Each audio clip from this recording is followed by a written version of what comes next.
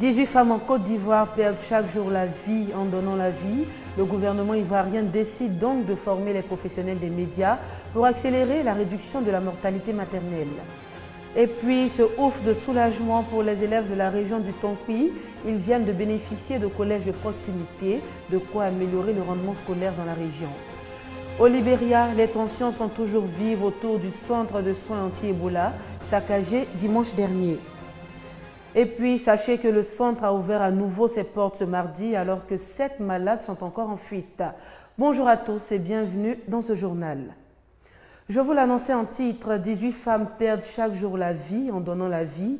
Et l'Afrique, qui ne compte que 14% de la population mondiale, regroupe pourtant 50% des décès maternels.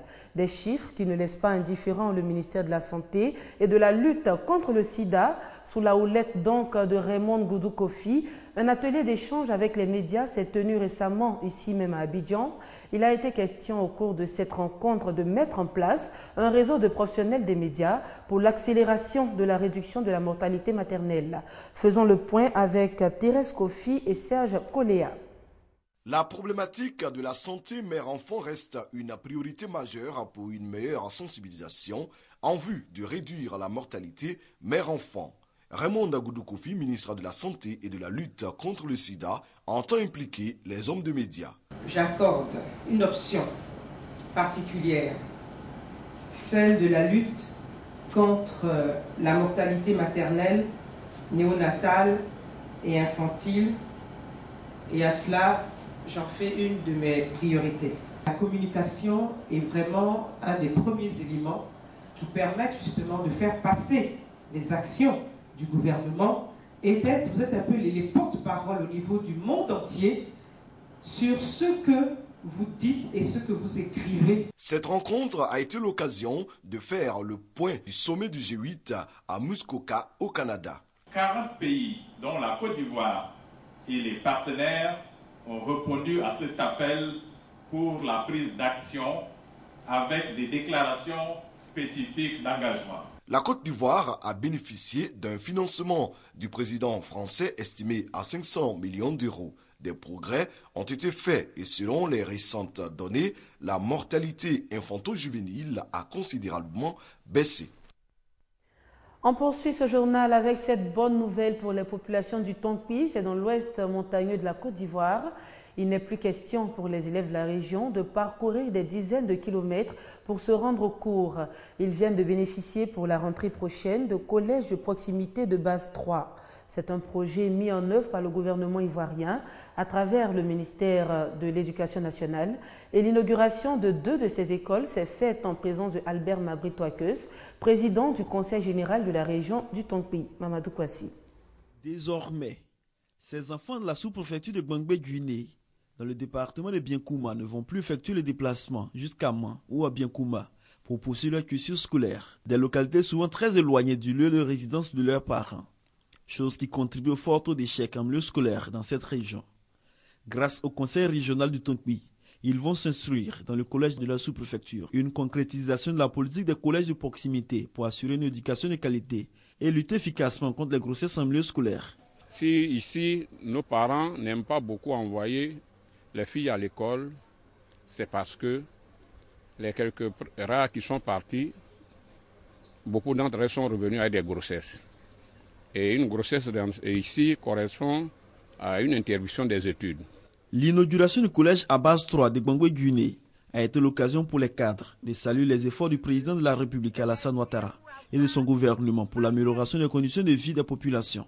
Parrain de la cérémonie, le ministre d'État, ministre du Plan du Développement, a invité les parents à la scolarisation des enfants et surtout de la jeune fille. Il a également rassuré la population de la volonté du chef de l'État de tenir tous ses engagements. L'électrification de l'ensemble des villages de la sous-préfecture est programmée. C'est une question de jours maintenant. Les travaux vont commencer ici. D'ailleurs, je vous annonce que le logement de la sage-femme aussi est programmé et sera construit. Il est programmé la construction d'un château d'eau au niveau de Gbangbe-Guinée. Donc vous voyez les efforts qui sont en cours et ces efforts seront poursuivis. Après Gbangbe-Guinée, c'est la sous-préfecture de Poda-Guinée, dans le département de Man, qui bénéficie d'un collège à base 3, un don du conseil régional du Tonki. Les messages ici n'ont pas varié. Le président du conseil régional a indiqué que toutes ces sous-préfectures seront dotées de collèges. Déjà, avec ces 2 collèges de proximité, c'est un pas véritable vers la promotion de l'école à l'ouest, tel que promis par le président de la République lors de son passage dans cette partie de la Côte d'Ivoire. Restons dans le domaine de l'éducation pour s'intéresser cette fois aux filières porteuses. Elles ont fait l'objet de formations des enseignants du supérieur des pays membres de l'UEMOA. L'objectif étant de favoriser l'accès à l'emploi pour les jeunes diplômés sortis fraîchement de l'université. Soutenu par l'Union économique et monétaire ouest-africaine, le projet pilote chargé d'appui à l'enseignement supérieur entend améliorer le système de formation et faciliter l'intégration des étudiants au sein de l'espace UEMOA. Nous espérons qu'avec l'appui des enseignants qui ne les ont pas choisis au hasard, qui les ont choisis sur la base des spécificités de chaque pays, nous allons aboutir à un pourcentage amoindri de chômage. Dans la recherche de solutions pour un enseignement de qualité, 22 filières porteuses sont recensées, notamment dans les technologies de l'information et de la communication. Durant 15 jours, plus de 200 enseignants de l'enseignement supérieur seront formés afin de permettre aux jeunes diplômés sortis fraîchement des universités de se prendre en charge à la fin de leur formation. 60 ex-combattants de la zone de Bangolo viennent de recevoir des tricycles. Le don est de l'autorité pour le désarmement, la démobilisation et la réintégration ADDR. Il s'agit de permettre à ces ex-combattants de s'insérer dans le tissu socio-économique et aussi de pouvoir se prendre en charge. Reportage. Alain Taï et Boké Lucien Yoro, 2 ex-combattants de la zone de Bangolo, viennent de recevoir des tricycles. Ils font partie des 60 ex-combattants bénéficiaires du projet tricycle. Cette moto va permettre de faire le transport. Je sais qu'avec cette moto, je vais faire des économies aussi pour pouvoir nourrir ma petite famille. Je suis reconnaissant à l'État. Parce qu'avant, on n'était pas comme ça. On était déversés partout. Et aujourd'hui, si l'État nous donne des engins, c'est très bien. Cette initiative est de l'autorité pour le désarmement, la démobilisation et la réintégration ADDR. Elle s'inscrit dans le cadre de la réintégration dans le tissu socio-économique des ex-combattants. Se prendre en charge par un métier, par une activité génératrice de revenus, telle est notre motivation pour que ces personnes ne soient plus tentées de rester des personnes en marge de la société. Les amener surtout à prendre conscience que se prendre d'abord en charge contribuera à participer au développement de leur région. Ce projet a un coût global de plus de 72 millions de francs CFA. Pour la région de l'Ouest ivoirien, sur les 64 000 combattants identifiés, 27 000 ont déjà été démobilisés. Parlons culture à présent avec le lancement de la 14e édition du concours de court-métrage Clap Ivoire. Ce concours destiné aux réalisateurs de l'Union économique et monétaire ouest-africaine, UEMOA, va se tenir à Abidjan du 2 au 6 septembre prochain. Cette année, ce sont 23 films en compétition dans les catégories fiction et documentaire. Salimatou Dia et Franck Kouadio nous en disent plus.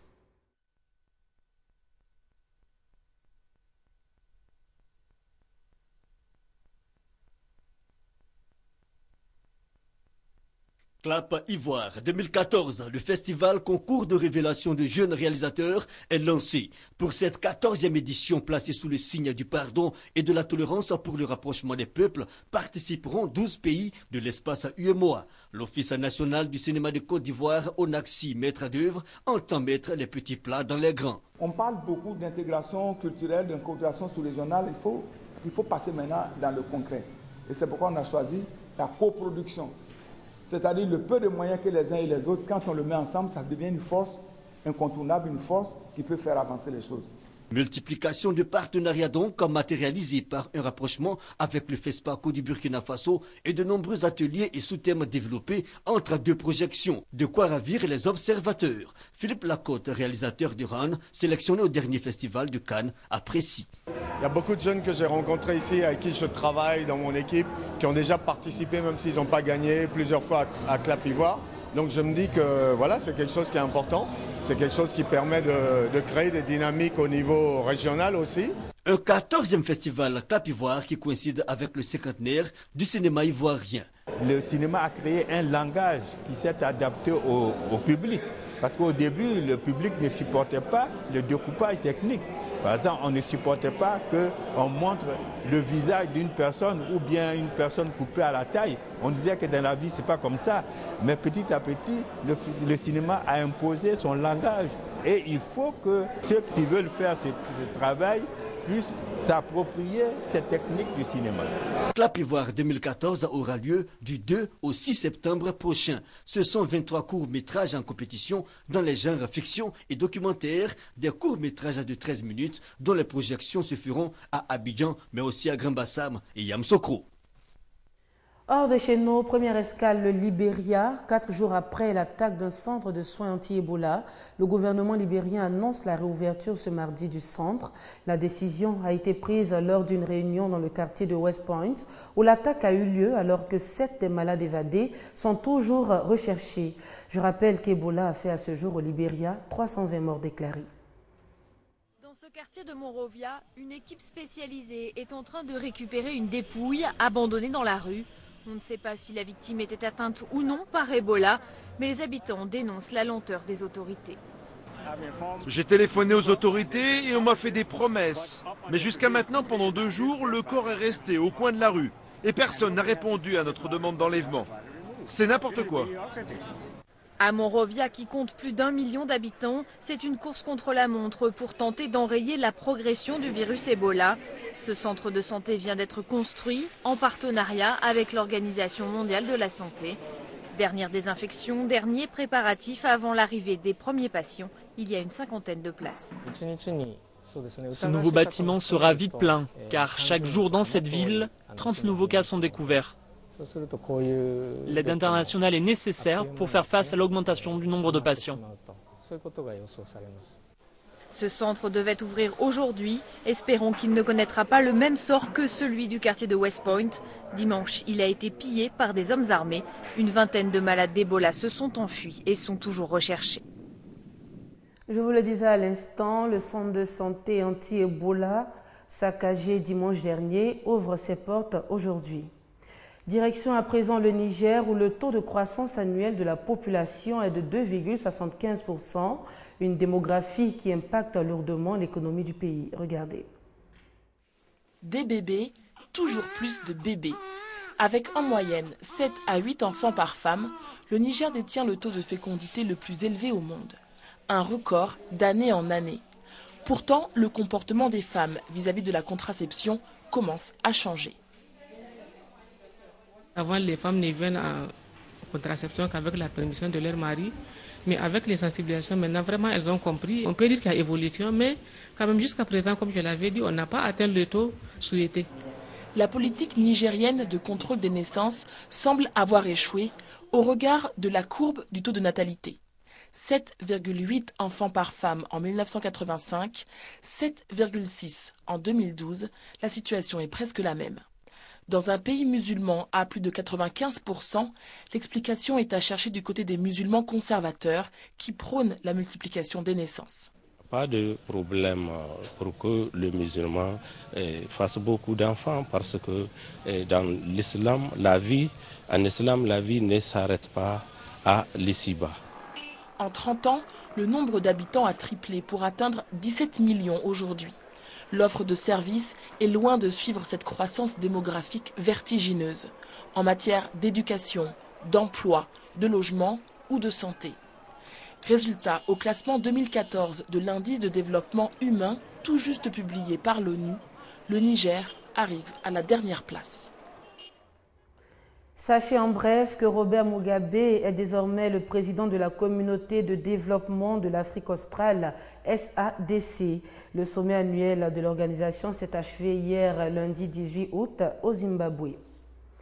Et enfin, Palestiniens et Israéliens ont accepté de prolonger de 24 heures, c'est-à-dire d'hier lundi soir jusqu'à aujourd'hui minuit, le cessez-le-feu sur Gaza afin de poursuivre les négociations au Caire et en vue de parvenir à une trêve durable. Une explosion et un tas de débris. Lundi au petit matin, les habitants d'Hébron en Cisjordanie fouillaient les décombres de maisons détruites par l'armée israélienne. Les 2 Palestiniens qui vivaient là sont accusés d'avoir participé à l'enlèvement et à l'assassinat de 3 jeunes Israéliens en juin dernier. Pendant l'opération, des dizaines de Palestiniens ont manifesté et lancé des pierres vers les soldats israéliens. 2 autres personnes, elles aussi accusées d'être impliquées dans l'assassinat, sont toujours en fuite. Voilà, ce journal est terminé. Vous pouvez le revoir sur www.rti.ci. Merci à tous de votre attention.